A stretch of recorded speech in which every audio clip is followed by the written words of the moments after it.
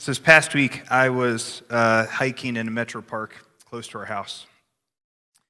And Paul's words in 2 Corinthians came to mind, where God spoke to Paul and said, "My grace is sufficient for you, for my power is made perfect in weakness." And Paul goes on to say, "Therefore I boast in my weakness, because when I am weak, it is then that God is strong."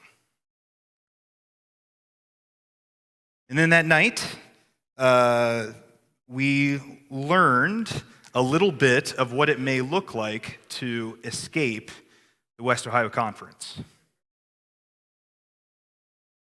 And I felt very weak.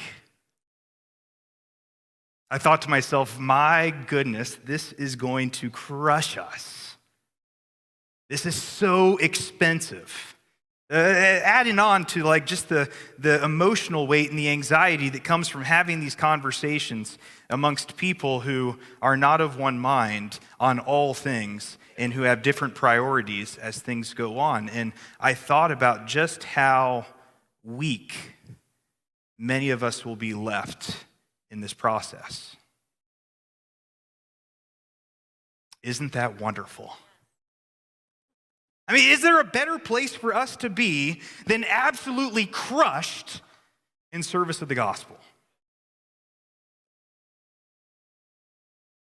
But what does it look like? What does it look like to boast in our weakness, to celebrate being weak, to celebrate and lean into not the strength that people are excited by or impressed by, but the weakness that allows God's tabernacling power to come and be manifest in our midst?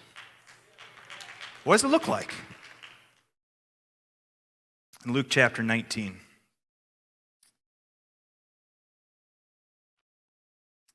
Jesus tells this parable.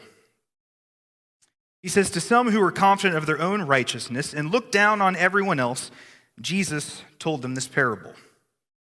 2 men went up to the temple to pray, one a Pharisee and the other a tax collector.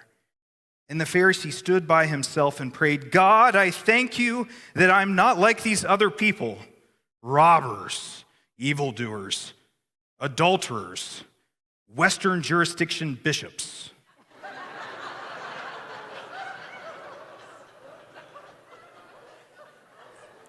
Or even this tax collector. "I fast twice a week and I give 1/10 of all that I get." But the tax collector stood at a distance. He would not even look up to heaven, but he beat his breast and said, "God, have mercy on me, a sinner." Then Jesus said, "I tell you that this man, rather than the other, went home to be justified before God. For all those who exalt themselves will be humbled, and those who humble themselves will be exalted." Friends, we are gathering here at the table of God, and if we are not careful, we can believe that this is the victory banquet. That as we come before God's table, we have won. Because of our obedience, because of our holiness, because of our good orthodoxy, we have won. Therefore, we aren't like those no good, very bad, awful, terrible Western jurisdictions bishops or tax collectors. But if that's our posture, we've already lost. If that's our posture, we're already toast.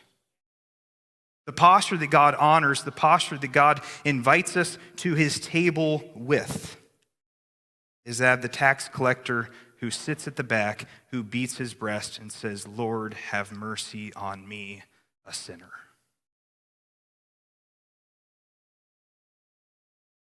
So friends, the Lord be with you.